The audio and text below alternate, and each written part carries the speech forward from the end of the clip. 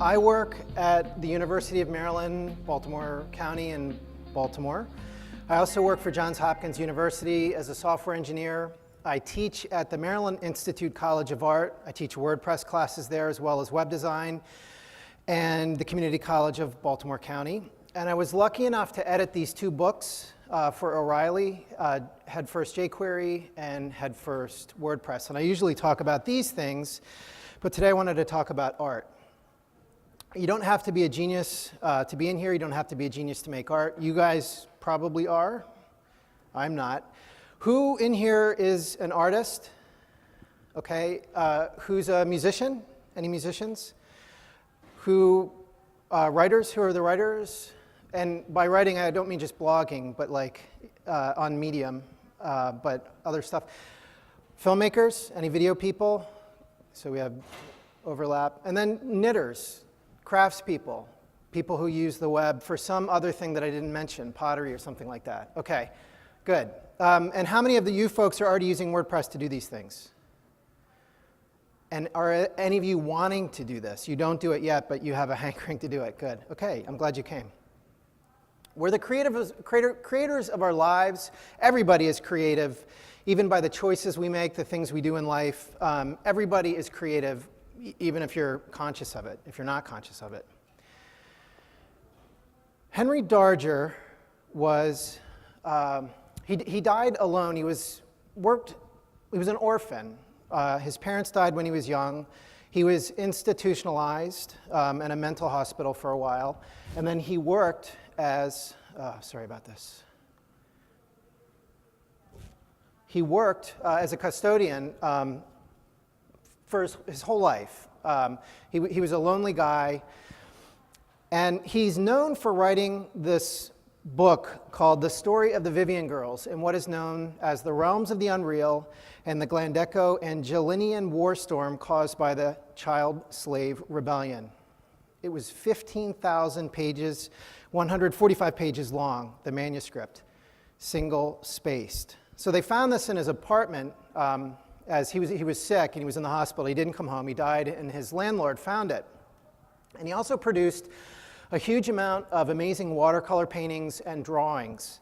And he left all this behind. Some of these now fetch up to $80,000 a pop at auction.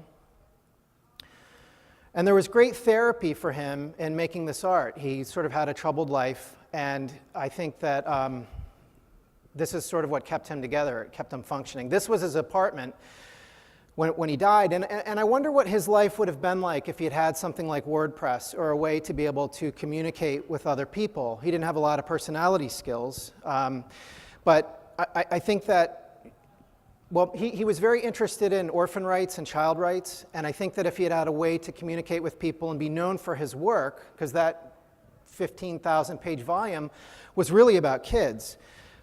So I always think about him as I consider WordPress and this talk.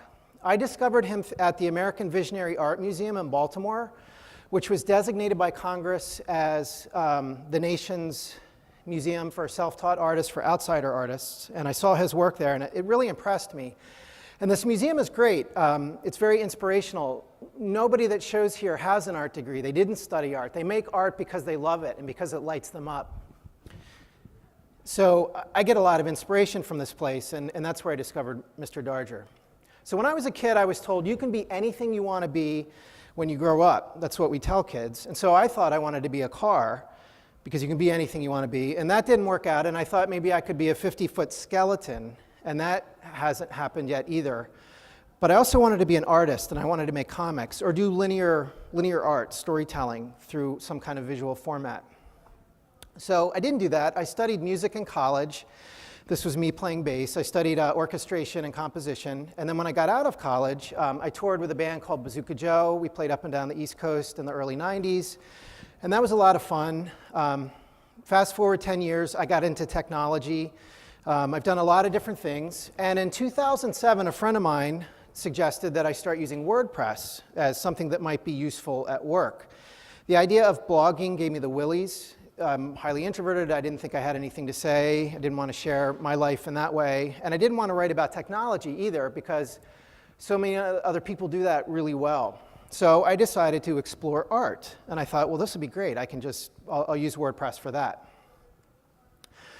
This was my first blog post. There's a site called Illustration Friday that posts a prompt every Friday, and you take the word and you make something for it, and you share it online, and you get feedback from people. And this was visitors, and so I drew a stomach with visitors in it, which I thought was great. And I continued to do that, and then I started a sketch blog because I was really enjoying drawing. And I also started a sketchbook swap with people from around the country. So I used Flickr for that. I hopped on Flickr, and I got a bunch of folks that wanted to do this, and we all bought sketchbooks. And you would fill up a certain amount of the sketchbook within a certain amount of time, and you'd mail it to the next person, and then it would do a big circle around the country. And that was really fun, and it got me being more productive.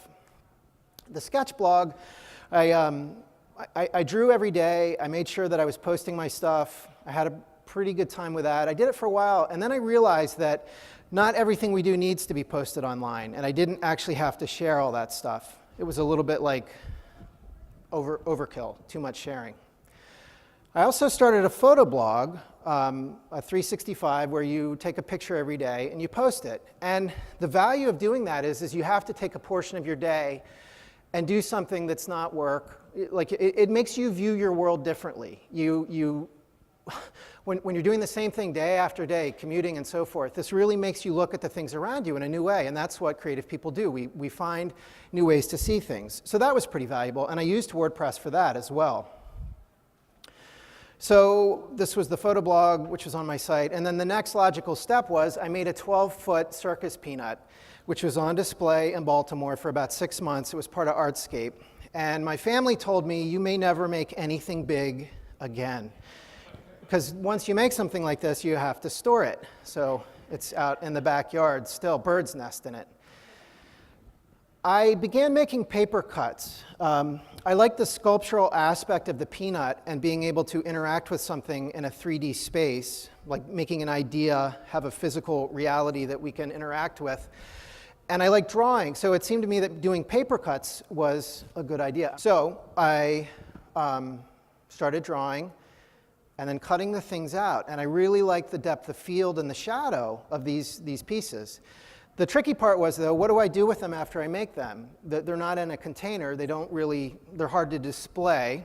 And so the next thing that I thought of was to make dioramas. So as a reaction to the giant circus peanut, I went down to really small containers that I had laying around, and I began doing these tiny scenes. And so they're like comic panels, right? The linear art of my childhood that I wanted to make comics, each scene tells a story. This was the first one that I made. It's the 4 Horsemen of the Apocalypse in an iPod shuffle case. And when I made this, I thought, oh, this is my thing. Like, I found it. I found what I want to do, so I'm going to keep doing this. And then I thought, well, if I'm going to be an artist, I should show my work. That's the next logical thing, right? That's what artists do. So I wanted to exhibit my stuff. But to exhibit, I had to have things to show. I had to keep making work. So over the next 7 months or so, I just kept making work, and I would share it on my WordPress blog, and I would finish something and I would post it. And the nice thing about WordPress was it was almost like a reward for finishing it, but it became part of my process. It became part of my artistic process, in that I would actually use the blog to post works in progress and then the final thing. And that was awesome. The nice thing about that is that over time you have a breadcrumb trail of your progress as a creative person. And it doesn't have to be visual art. It can be anything, your writing or poetry or haikus or video.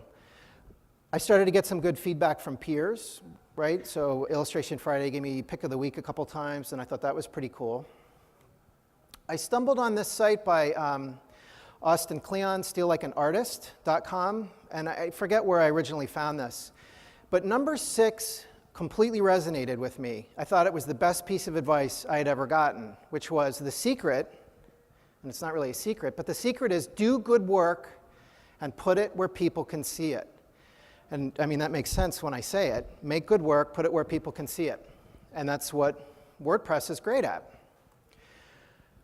A friend of mine was featured on this site, Beautiful Decay. So I took the work that I had made for this potential exhibit, and I noticed that you could submit things here yourself. So I submitted the pieces that I had to that, and it was featured on the site. I had a huge bump in traffic. This is Google Analytics from just that one site. And then I started getting notifications from Google that other sites were then posting my work. And it probably went around 30-some sites, which was fantastic. And they all linked back to my site. That helps with search engine optimization and that kind of stuff. I was contacted by the Wrigley Altoids Corporation to do a commission for them for charity, which was really cool. And they sent me a bunch of tins to work with. And then I got my solo show at School 33 in Baltimore. So the pieces that I had made, I found a place to exhibit that, and that was really cool. But the best thing was, during the show, a guy came from the American Visionary Art Museum, and they asked me to be in the next show. And I was like, yes, that was my dream come true. This is where I found Henry Darger, and I was so excited to be there. My work was in there for a year during the show, and millions of people come through there, and it just was so great to be a part of that. And the things that I'm talking about, putting your work where you can see it, sharing your work, it just made a huge difference. It was really that simple, the secret. So that's something I wanted to share, and I also want to share the other things I've learned from doing this so far. This is applicable to any medium. Anybody who's making anything can use the same stuff. Obviously, do good work and put it where people can see it. The other thing that Austin had said, the name of his book, is Steal Like an Artist. And what he's really referencing is good artists borrow, great artists steal. And I think Picasso actually said that originally. And what he means is nothing's really original, and we draw inspiration from all kinds of things around us in life. And so it's okay to do that. One of the things that I do is I save images. I have gigs and gigs of photos from the internet. And it's very challenging to keep those organized. I used to use Flickr for that, and I have found that Flickr has become rather cumbersome lately. But I really like the ability to be able to tag things and keep things private on Flickr. There's too many images now, it's not really useful. I thought Pinterest was a good idea. I like Pinterest a lot, and I use it. And I especially like the addition of private boards, but you can't get your data back out of there. So I find that a little bit limiting, because what happens if Pinterest changes or somebody buys it or something like that? So I noticed that in WordPress, there's a feature called Press This. Does anybody use this? Press This? It's in the, you do? You're the only person I've ever met besides myself that's actually made use of this. What do you use it for? We make themes. Yeah. So when I see one of our themes in use, I use Press This to store on one of my internal blogs. Excellent. So Press This is sort of like Pinterest in that you can, he said he uses it to share, when he stumbles on themes that they make, they share it on their internal blog. What you do is you drag this bookmarklet, the button that said Press This, up to your browser bookmarks. And when you're on a website and you click that button, you can actually post images or text or links to your own site.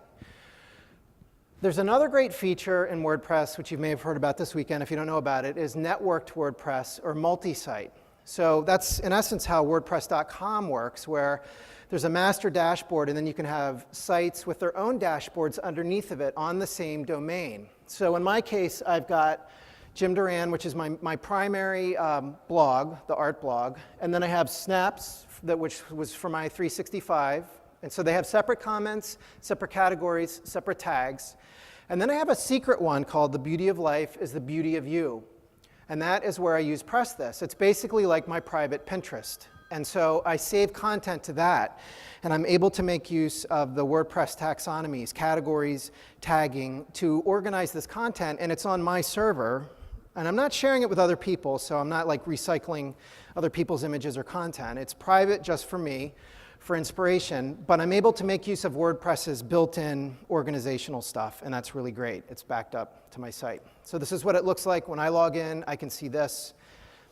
It's pretty fantastic. If you haven't done so already, you should get your own domain. Does anybody here not have their own domain? Okay, well maybe I can talk to you after. You should get your name if you can. And it's not even a bad idea to get all of the names that you can that relate to you, so .org, .us. And the reason for that is, in my case, there are at least 4 other Jim Durans making art, and I don't want to be confused with them or compete in a way. You can also squat on Tumblr, WordPress.com, YouTube, etc. You want to get all those properties and use them.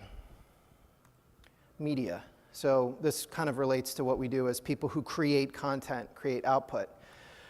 WordPress supports a protocol called OEmbed, which quite simply means, these are all services that it supports, but basically it means that if I paste a link from YouTube into a post, WordPress will automatically generate the player for me. I don't have to get all the embed code and the HTML and that stuff. You quite simply can just paste the link in there and it works. And it works for a bunch of services. This is just a few that I thought might be useful, but like Instagram, Flickr, YouTube especially, Vimeo, and different kinds of content, document sharing and so forth. So that's pretty awesome. And if you didn't know about that, try it. Just paste a link in there and see what happens. WordPress handles media very well. So here I am uploading an MP3, and I just choose embed the media player. And WordPress is smart enough that if I upload an MP3 and the browser doesn't support that, it will default to Flash or Silverlight to try and play the media player. And if that doesn't work, it just gives them a link to it. But here's the thing, it created a player for me, an audio player, and then when I publish the post, it's on the front end. So literally, I just can upload the content there. If you don't want to use those other services, you can host it on your own site. You can also edit images if you need to, which becomes pretty handy if you don't have access to those sorts of tools. This is a plugin that I'm rather fond of, Anthologize. Has anybody ever used this? Boone, who gave the keynote, has worked on this. And basically what this does is it lets you take your content from your blog and make a book out of it. You can select posts and categories, pages. You can organize the content in a certain way and then generate a PDF or even an ebook. So think about that. You could sell your stuff on Amazon. You can create these files, do it yourself. WordPress is like having your own art gallery, or your own record label, or being your own publishing company. Like, it really puts a lot of power in your hands, and I think that's really valuable. Other sites are very important, though, so we want to make use of those sites. And social media, it's really important, but you want to have all that stuff point back to your own blog. So it's fine to share on Instagram and all, YouTube and Facebook and Twitter. You should do that, but you should have links back to your site because that's going to be your home. And I advocate having a domain and keeping your home in your same place. Thank you, Jen. This is Jen Schiffer, by the way. Here's something I stumbled on. I wrote this blog post as kind of a joke. I was comparing acrylic painting. I'm not a painter. I was comparing acrylic paint versus watercolor versus oil painting, as a new person with my limited knowledge of that. And this is the #1 result on Google. Like when people search for this, or in my site, in my logs and analytics, this is the #1 requested page, I should say. So I share this to say that if you're doing something, if you're a potter, or let's say you write haiku, write about writing haiku and share that, because people will find you, and then you can connect with a community. Like, you can share stuff that way. Like, it's really important to connect with other people and not stay in your apartment with your 15,000 page volume and not get it out there. If you could share your stuff, people will find you. Selling your work, I sell my stuff. It's not why I make art. There are tons of plugins to have a full-blown store on your site if you want to. And they can handle things like obfuscating links to audio files. If you don't want people to download your music, it'll take care of that. Same with ebooks or whatever. Or simply, you could just get PayPal links, which is what I do. It's the cheapest way to do it. And for me, that's pretty easy. So there's lots and lots of options there if this is important to you. So some other things that I've learned. WordPress makes it really easy to publish content and to share things. It's a good partner, and it became an integral part of my workflow. Sharing my work through that sort of helped me progress. I definitely think that. You want to make stuff and share it. And as a side note, I heard Matt Mullenweg speak at WordCamp San Francisco, I guess it was in 2008. And he talked about the choice to make WordPress an open source project and give it away rather than try to make it a pay service or something that you have to buy. And that choice transformed his whole life and here we are today. Like, he created this huge empire of people sharing stuff and doing good. And I think that the spirit of that is woven into this whole experience of using WordPress. So maybe keep that in mind. The other thing I wanted to say is that the developers, people who make WordPress, you write code, right? You write a patch, and then you share it, and other people give feedback on that patch. If it's good, it gets committed, and it becomes part of WordPress.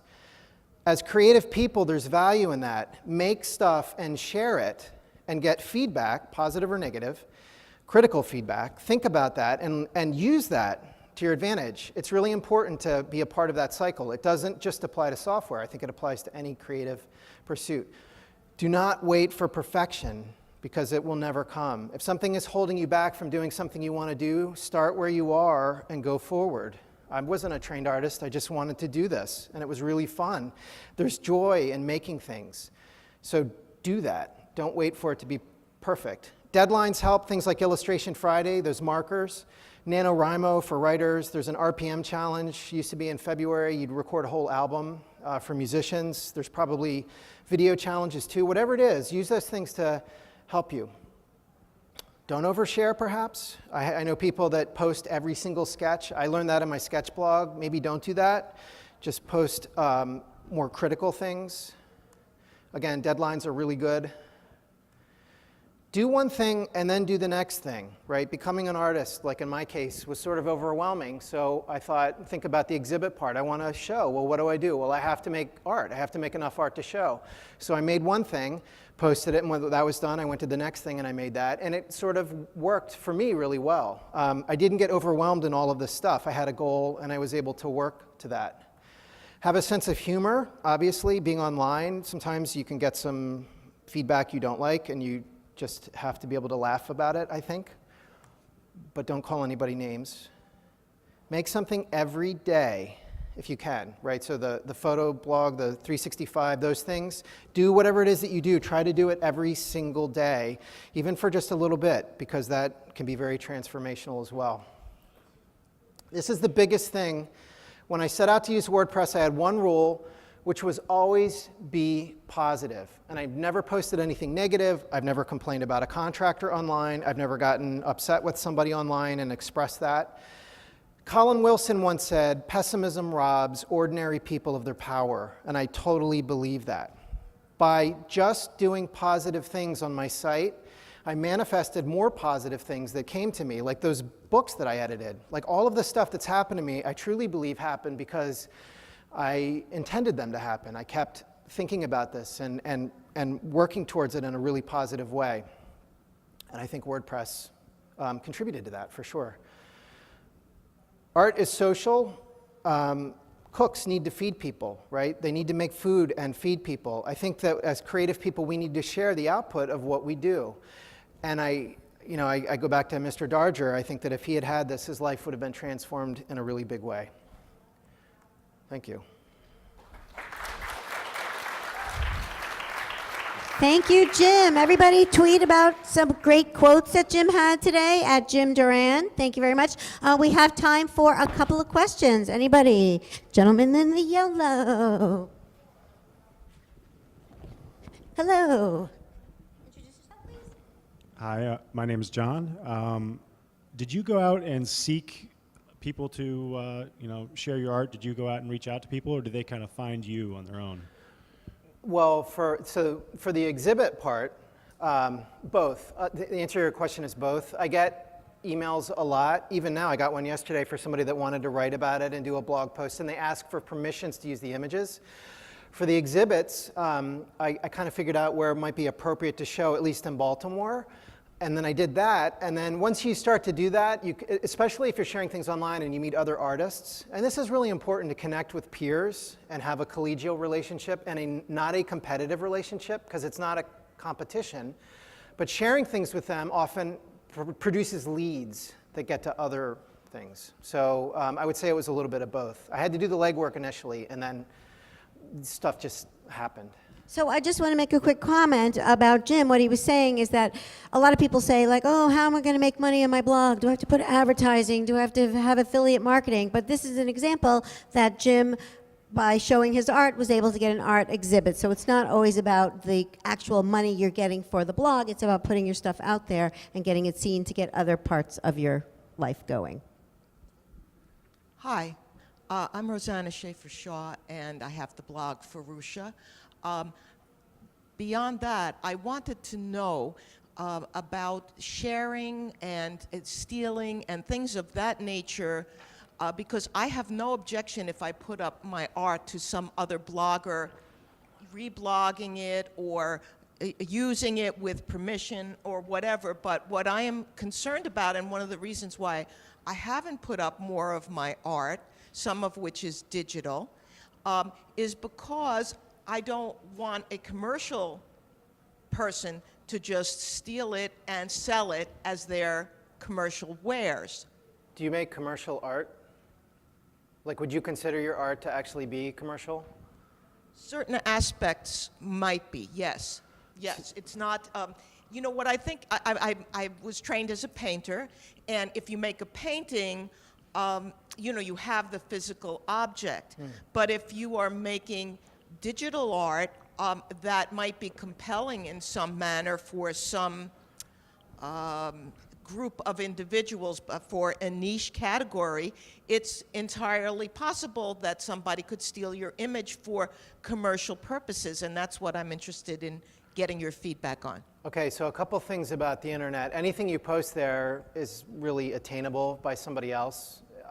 If they know what they're doing, they can get your content. So you want to consider that. But the other thing is painting and visual arts, typically for print or commercial uses, they require much bigger file sizes. The web supports 72 dots per inch in an image, and that's not good enough for like a print medium. So cropping your things and presenting them in a way makes them less easy to use. I think a bigger problem is content scrapers. So these sites are, part of why they're sharing my art is because it drives traffic to their sites. The courtesy is they'll link back to my site, and if somebody likes something that I've done, they can find me. So that's okay with me. But if there were people claiming the work as their own, which happens sometimes, especially with professional bloggers that have a lot of eyes on their work, fitness people or people doing recipes or that kind of content, they pull it in and they want to reuse that.